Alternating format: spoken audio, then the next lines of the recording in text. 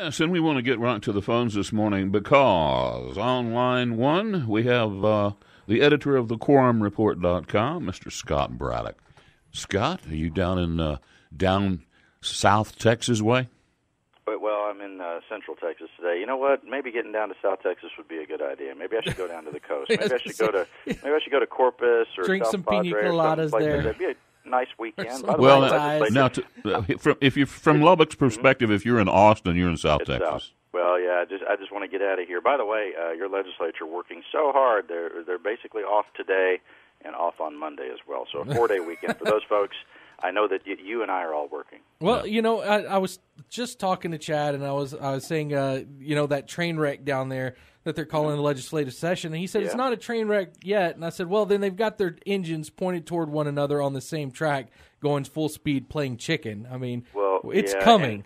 You may remember the train scene at the end of Back to the Future 2. I'm getting real dorky on you now, where they're going to use that train to go, off the cliff to time travel. Yeah, the train comes apart, one piece at a time. It doesn't all happen at once. Yeah, so that's what's going on. Well, I'll tell you.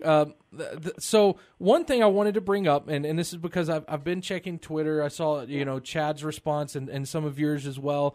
But as far as the vet school right now, yes, you've got two totally different sides on that. You've got the full amount that the Texas Tech's looking for, as well as it doesn't seem like any major riders on it over in the House, and then you've got the much lower amount over in the Senate with the rider that it has to go through the Higher Education Coordinating Board, and they weren't able to get that off before it went through the Senate. And now I guess they're going to go to conference, but there's nobody in the conference from the Lubbock delegation. There's some concern, not just in West Texas, but from other parts of the state, that the people who are actually negotiating the $250 billion budget, let me repeat that, $250 billion budget for the state of Texas over the next 2 years, none of them are from West Texas.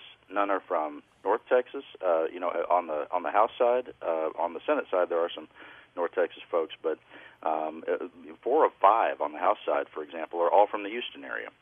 And so people are asking what's up with that. Remember, at the very beginning of the legislative session, we had talked about the fact that this is the first time anyone can remember that the big three, that the governor, lieutenant governor, and speaker, all hail from the Houston area. And it's a real concern, for folks in West Texas, for people in DFW, San Antonio, Austin, et cetera. We've got some other, regions, other big cities and mid-sized cities and small cities that are kind of sort of scratching their head and thinking, okay, so is Lubbock coming soon? Dallas-Fort Worth? What's going on here? So whether or not, the interests of all Texans are being represented here is a big question. The vet school is no longer going to be at Texas Tech. It's going to be at University of Houston. University of Houston, yeah, Amarillo, coming soon to the Panhandle. Oh, man. So, yeah, and that's seems to be a big deal. Is there really anything they can do about it? I mean, besides voting once it gets to the floor, is there any part of the process that they can be a part of before that? Well, not really.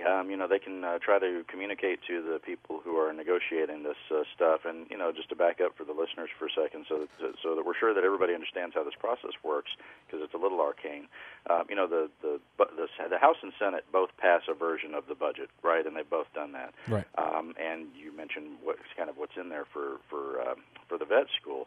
But then what happens after that is, because they have two versions of it, the House will basically choose some folks who are going to be negotiators, and the Senate does the same thing.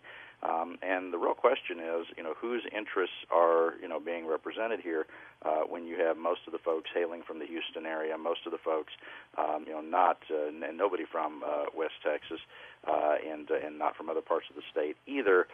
People think, well, maybe they care, or maybe some of these folks care about what happens with that vet school, but there's certainly no guarantee of it when nobody who's going to be in that room behind closed doors negotiating the final budget for Texas, nobody is from y'all's area. Well, and Scott, this has a bigger, like you said, this is $250 billion budget. That vet school is just a drop in the bucket compared to what they could do to the rest of Texas.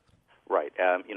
As they go through each one of these line items in this budget and try to figure out exactly how, your tax dollars are going to be spent. It's a matter of priorities. There's so much in that budget, and that's why it's so important to have. You're talking roads and everything. Right, roads, water projects, you name it. It's in that budget. What happens with healthcare, education, et cetera. All of that is in that budget, and so the kind of things that you're talking about end up being what they call. There was a legislative veteran the other day who called that sort of amount of money that you're talking about. They called it budget dust. Yeah, it makes sense. Yeah, I could see that. Okay, now one of the things you sent to us was about Lieutenant Governor Patrick. Yeah. Now, I know that you're saying that there's more and more speculation about him joining the Trump administration. Now, he came out and said he wasn't going to do that, I think, on Chad's program. But is it still ramping up out there? He has said that repeatedly, but the problem is fewer and fewer people believe him, and it's not just folks who don't like him. There are people who are some of his supporters and some people who are his detractors who think that he would be, somebody who'd be in line for an appointment by President Trump. I mean, you saw his performance this week, which I'm kind of calling a do-over for him, because last week he was traveling the state with President Trump.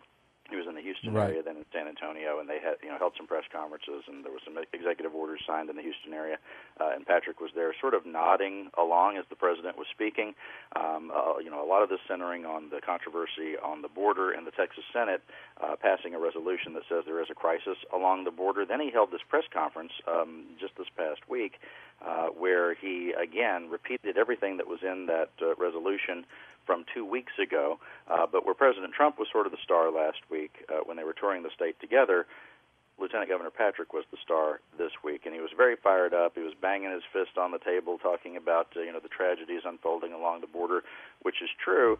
But some of his critics, are saying that some of the rhetoric that he's using, including some of the nicknames that he's given to Speaker Pelosi over the last 24, 48 hours or so, is sounding very Trumpian. I don't remember Patrick giving it. Patrick, I don't remember him giving a lot of nicknames to people, although I'm sure he's done it before. But the kind of nicknames he's giving to her sounds Trumpian. He was calling her soft-spoken Nancy, calling her basically a slaveholder, and saying that he did call her a slaveholder. Didn't he use those exact terms? Yes, and it's sort of over the top. He said that on Fox News Channel, and some folks thought it was funny, but at the same time, you have people thinking, well, those are the kind of things that work for President Trump. It may not be transferable to other politicians, but you could imagine if his title was not Lieutenant Governor, instead it was maybe Department of Homeland Security Secretary or something like that, that those comments would they basically fit the narrative that President Trump would like to put out there. And to his credit, as the Lieutenant Governor of the largest Republican border state with Mexico, he adds a certain credibility on that issue that maybe President Trump doesn't have otherwise. Now, one thing now Rick Perry may be looking for that job as well from some of the speculation I've seen. Yeah, it could be. President Trump is trying to figure out what to do at DHS. You know that he has said he wants a harder line on immigration, although it's harder to imagine what the harder line would be from this administration on the issue of especially, the Mexico border. The courts are the ones that are keeping him from having it. It's not really his administration. Yeah, and so he wants to put a tougher stance out there, even tougher than he's had. President Trump may be looking at Rick Perry, although some of the reporting suggests that former Governor Perry would like to find his way out of the administration altogether. So we'll just have to find out together. Yeah. So now I'm just again reading through this. But the one of the big problems, and I have a big problem with this too, but I think other Republicans do as well, is Governor Greg Abbott's talking about 1% sales tax raise. Now, the biggest problem I have is, now they're saying that maybe this sales tax raise, along with other things, will prove that, but to me it looks like we're going to raise taxes and we're going to raise taxes. Well, that's one way to look at it. And what's interesting to me is that after the news came out last week, and we talked about it here, about the proposed 1 cent sales tax increase, there seems to be a muddled message out of Austin. When the state Senate earlier this week on Monday was voting on the property tax reform bill that has to do with those revenue caps or tax rollback elections. A lot of people were asking me, well, are they voting today on the sales tax increase? And I had to say no. But people are kind of That's not even on the floor, is it? Right, it's not. They're nowhere near that yet, and so there seems to be a muddled message coming out of Austin. People don't quite know what's going on because so many different things are being talked about. There's so many moving parts. Well, and I'll tell you, it looks chaotic, like they don't know what they're doing yet. Yeah, it's interesting. You had Paul Betancourt here on KFYO say that he was, sort of withholding judgment, if you will, about this proposal because he would like to see, if there is a sales tax increase, he'd like to see every single dollar that's raised from that go into buying down property taxes. But the chairman of the House Public Education Committee, Dan Huberty, who's from the Houston area, he laid out his proposal for what to do with that sales tax increase and the revenue from that. He said that 80% should go to buying down property taxes and 20% should go to add some more funding into public education. So those guys don't agree about that at all, so you have to wonder if they're on a collision course about what to do about all this. Well, that, and they haven't even, the sales tax hasn't even hit the floor. I mean, it may not happen at all. And it may not, and I think it's important for listeners to understand that when the big three, when the governor, lieutenant governor, and speaker came out and said that they were going to now support this sales tax increase to buy down property taxes, they did say that the things that has to happen first is that the quote-unquote reform has to pass that includes those revenue caps. So they're prioritizing the reining in of local government over this sales tax increase. So if one of them is going to happen, if only one of them can happen, I should say it that way, it's going to be the revenue caps and not the sales tax increase. Okay, Scott, we're running out of time. Do you have anything you want to highlight over on quorumreport.com? I think it's real interesting. You mentioned roads earlier. We have an analysis that we just posted there at quorumreport.com about why this legislative session seems to be very quiet when it comes to the issue of transportation issues. If you look at the fact that Governor Abbott and the Lieutenant Governor Patrick, they've both been in office in their fifth year now, and think about this, gents, not one big road project or water infrastructure project, nothing like that that's big and forward-looking. Not one project like that has started while they've been in office.